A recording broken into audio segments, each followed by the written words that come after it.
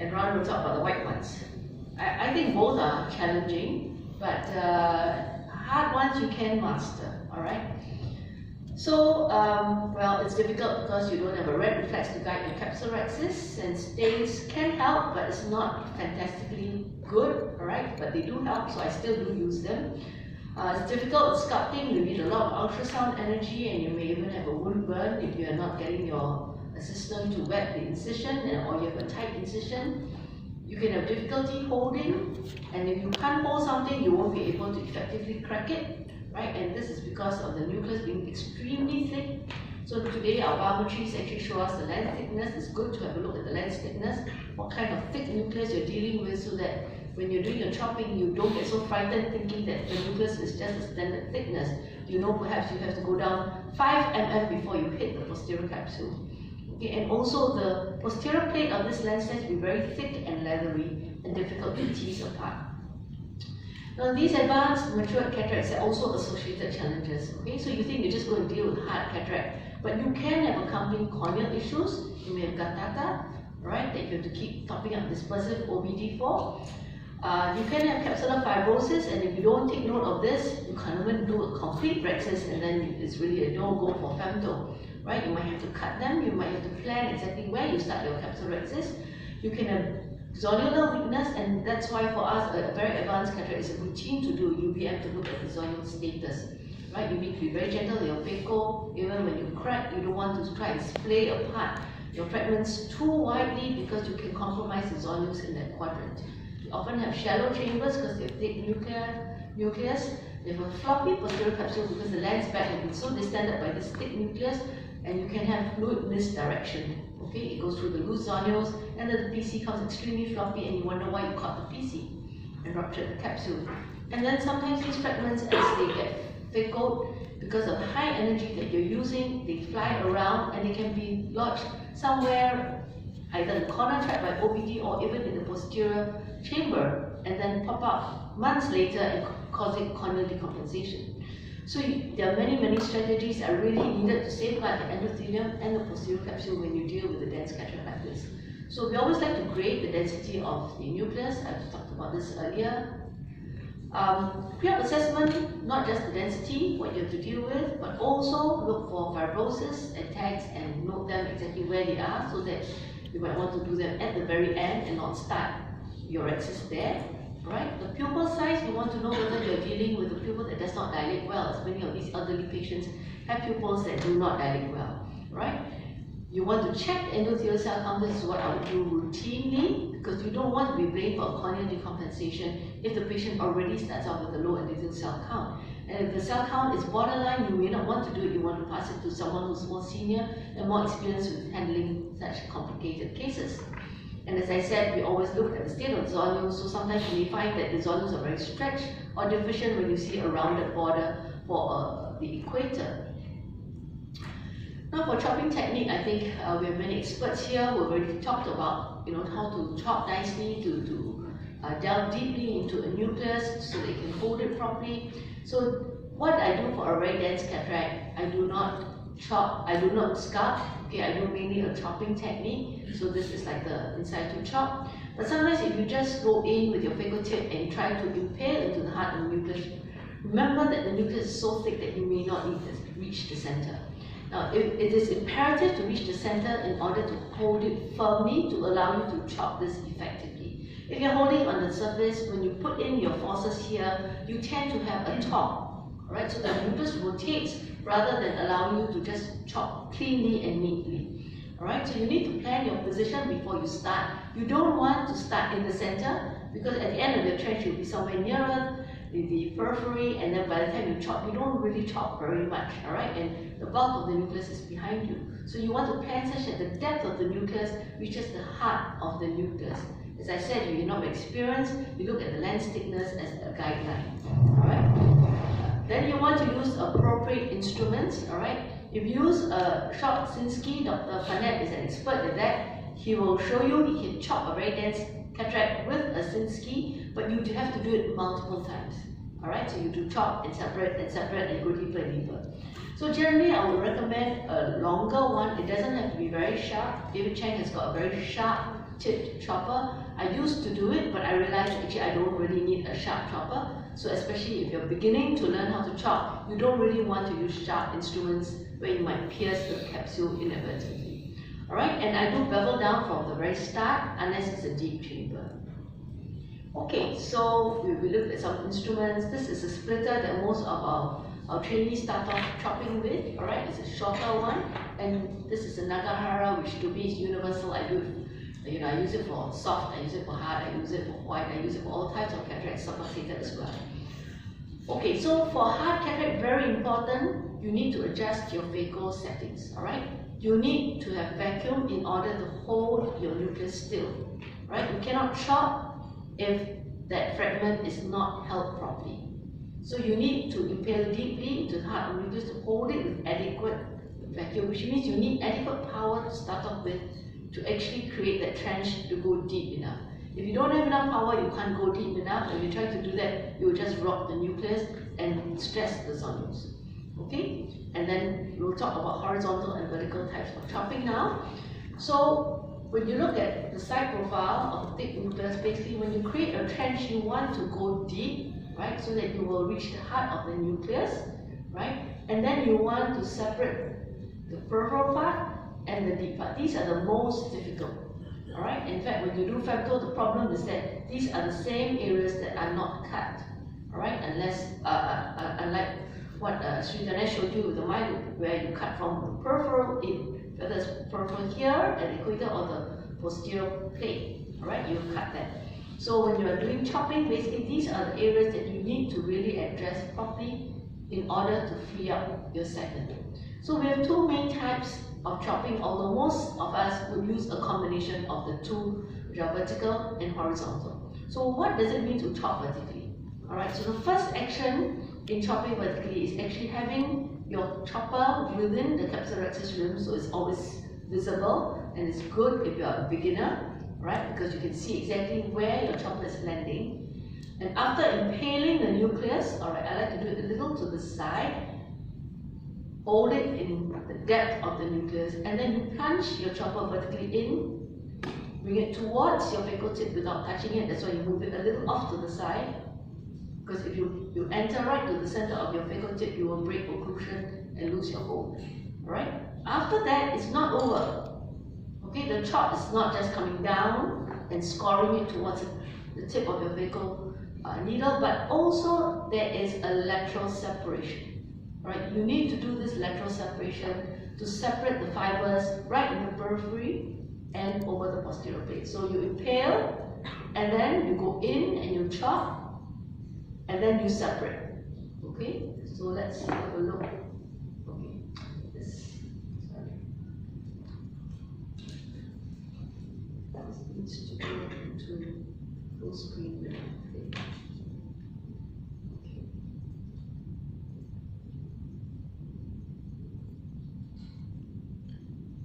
Okay, so I'm within the rim, and then we separate. Okay, I'm impaled deep. I'm making sure I hold it, because sometimes when you try to separate, you actually lose grip. Okay, let me just play that again. I'm within the rim, chop towards, separate. Okay, if you lose grip, you need to impale again. Take time that you hold it, and then continue with separation. All right, in a horizontal chop, what you're doing differently is that your chopper actually goes out under the rim of the rhexis, so it disappears very often because it's behind the iris, and then you lodge onto the edge of the nucleus. So it may not be at the equator because your nucleus may not extend right to the periphery. There's still the epinucleus, the cataract that's not so dense. And then once you've felt you've got the equator, you hook it round with your chopper, your long chopper, and holding this with high vacuum, holding it still a little off to one side, you score it towards the center of the nucleus, towards where your phaco probe is. Okay, the nucleus should not rotate as you do this. And once you've done that, again, it's not over, you need to do a lateral separation. Okay, so let's have a look at this. Under, alright, that's where the nucleus ends, I can feel it. Okay, you can see me wriggling towards, separate. Okay, I'll play that again.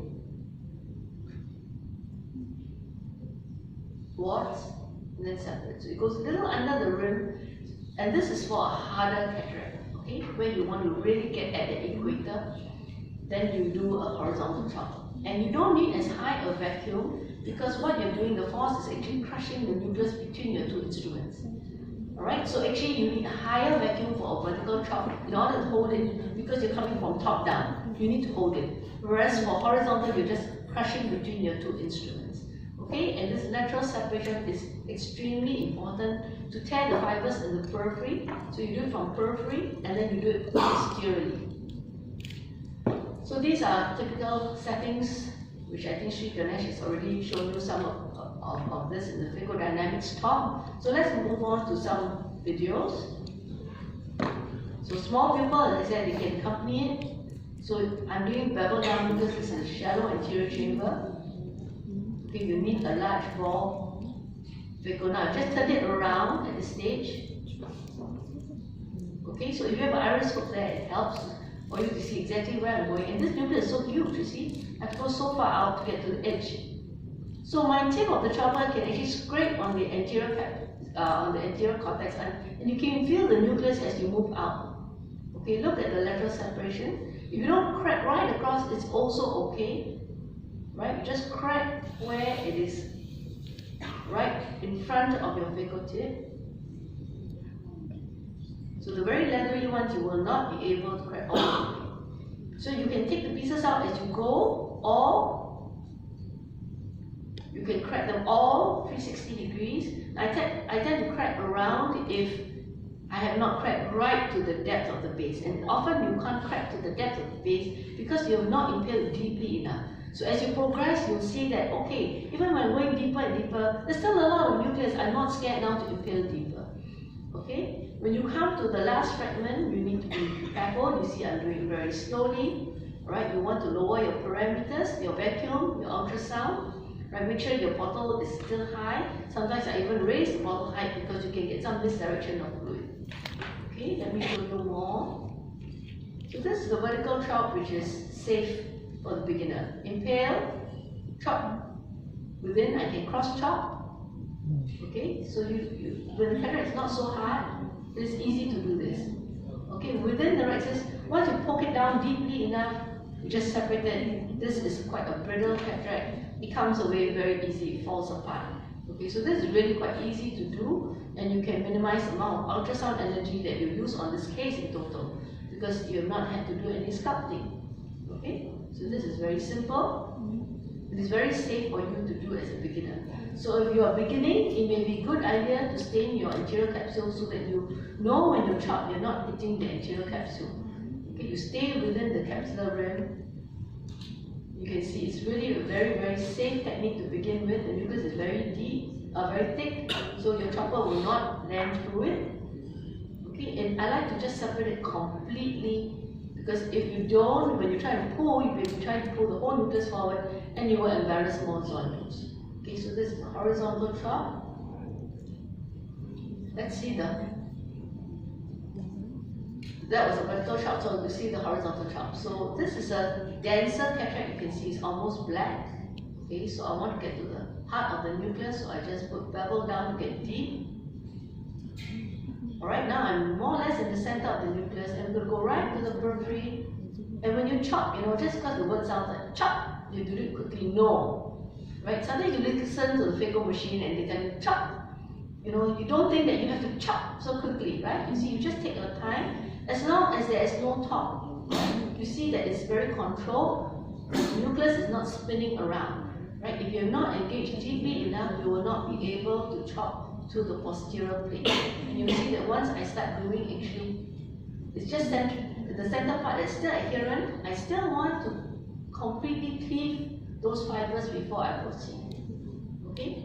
Because if you don't, as I said, you'll be pulling on the entire nucleus. So, it doesn't mean that the first one that you chop at, you must be successful. Sometimes it's not. I have to go all the way around in order to chop the first piece out successfully.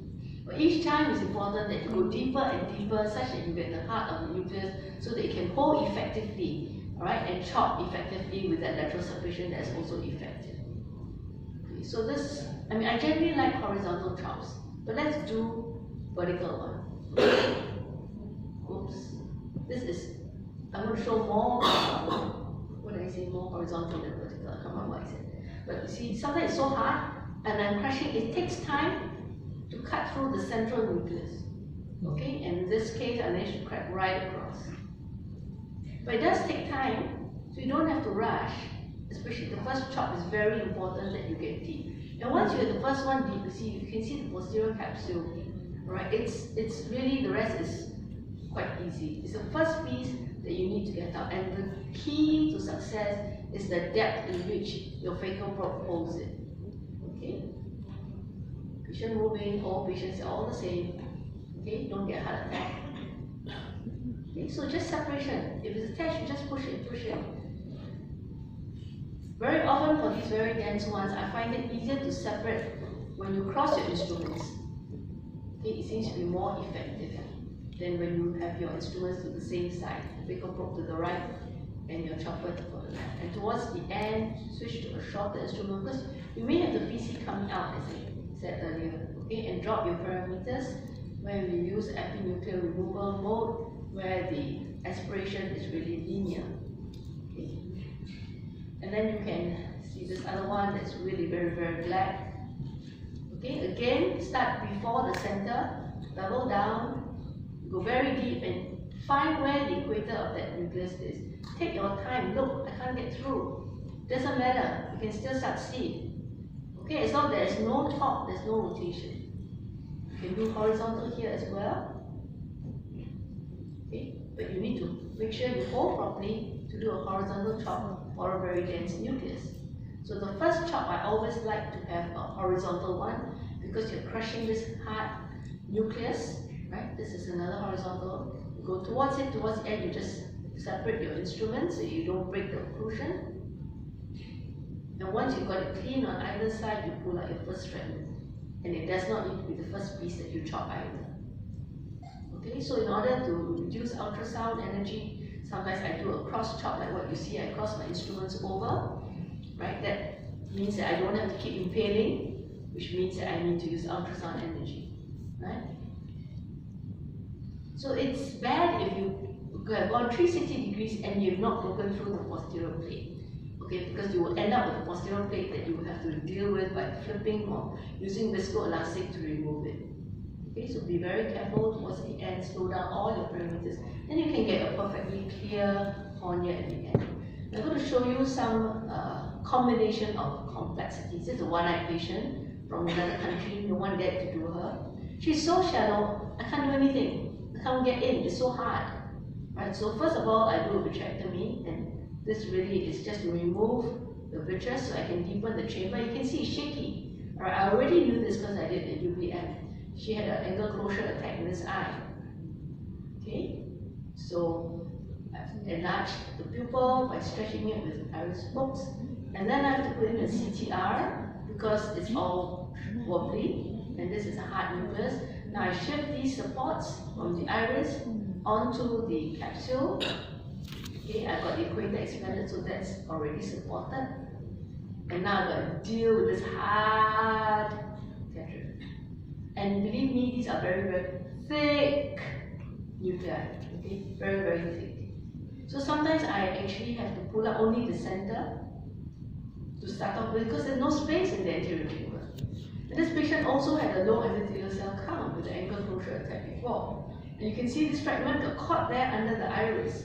So if you don't search for it, right, you might miss it. And because of some misdirection, I put the IOL in first, and finally I took off the cortex after that. So sometimes you may have to reverse the order to make it safe for the case. This was a one-eyed patient, and I really didn't want to deliver her back to the surgeon with a decompensated cornea, a dropped nucleus, or something like that.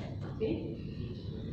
Okay, now I'm just going to show you last two cases with femto. Okay. So this is a reasonably dense nucleus sclerosis, segmented 16 times. This was using the Victor. So you can see it's very hard. It's very, very hard in the center. And you need to really bury in, get hold, and I'm crossing over. Okay? Sometimes it doesn't crack along the line, but it will. if you are just persistent, okay? And sometimes it's difficult to rotate, so I fail to rotate it because there's really no contact for it to skirt around, okay? No lubricants there. In these kind of cases, sometimes there's no space for even hydrodissection. It's all nucleus, right? So it's hard to rotate, the zonules can be loose, and that's another reason why it becomes hard to rotate. So you find it's persistently hard to rotate, you might want to put in even capsule hooks to support the equator so they can rotate. So instead of rotating it, you can see what I did is I just turned the bevel to one side to get it into, to engage the nucleus. You don't always have to rotate it right in front. Okay, I'm doing it again on the side, and then you can swing it around and then shave the piece. Okay, so you see that my right hand is actually shaving the nucleus. Okay, and I hold the piece there so it doesn't bounce around with my left hand, right? The chopper is just keeping it in the bag because I don't want it to come in front and bounce on the endothelium because these are sharp pieces, hard pieces that will bounce hard on the endothelium. You can top up visco elastic in between and then switch to a Sinski as you reach the end because you can have the PC coming up and your chopper puncturing it. Okay? And then sometimes, you know, you don't just have a white cataract that's simple. Not all white cataracts are the same, and Ron will show you that. But you have a white and a black, right? So I did a femto. I already knew that this patient had weak zonules. Okay, I just widened the incision internally so that I will not burn the incision. And again, look how hard this is. So sometimes you see I'm not getting a good grip. So you saw this nucleus kind of rotate on the tip of the phaco needle, right? So you see how many times I have to separate, because very often the femto is not quite as effective when you have a white cortex there. You see? This thing is talking around, right? What I told you about talk, right? You don't want it to rotate. So once you are having that, you want to increase, again, a bit more phaco to inhale more deeply, and then higher vacuum to hold properly. Sometimes it can be difficult because you may be encountering one of those cracks that are created by the femto machine, alright? So once you have a crack, you don't have a full occlusion. Again, deep, right? You can't even see the phaco tip is really buried. And look at the separation action. See all these fibers? Okay, I lost hold, so regroup. See the numerous times I do the separation. I'm still separating there at the apex because these are very, very thick and they're extremely leathery. Okay, but we will get there. You see, the left hand is working so hard. Someone asked, a few people asked me how to get the left hand to move. Talk to your left hand. Move. Okay? And then it will move. If you don't talk to your left hand, it gets lazy, right? Your right hand is dominant and you can do everything in the right hand. So talk to your left hand and say, help now, look, the right hand is struggling. And then you will find that your left hand begins to have more initiative. Okay? Again, in this case, some misdirection, put in the lens first, protect the PC, and then that's it, you'll be fine. So some of the intraoperative complications, you are unable to crack or to chop to the posterior plate, like what I told you, you need to go deep enough, you need to have enough vacuum, right? And if you haven't succeeded the first time to chop to the posterior plate, try at the next fragment, go deeper. You don't go deeper or you don't change your parameters, you see the thing talking, and you still have not increased your vacuum in your ultrasound, then you will not succeed in the next crack. But if you've adjusted because you've understood what's happening, then your next crack is more likely to be successful right to the posterior plate, right? If your cornea can turn hazy and you can get a wound burn, so your wound incision must not be tight. And I get my assistant to keep dripping on the incision to cool it, all right? Use power modulation, use pulse. Okay, don't use continuous because it's so hard, it will burn the cornea. You can even induce zonulisis by trying to separate too widely. Alright, so do it step by step, gradually. Right? Don't panic because you can't separate completely. In the end, you lose your zonules and you have more problems, right?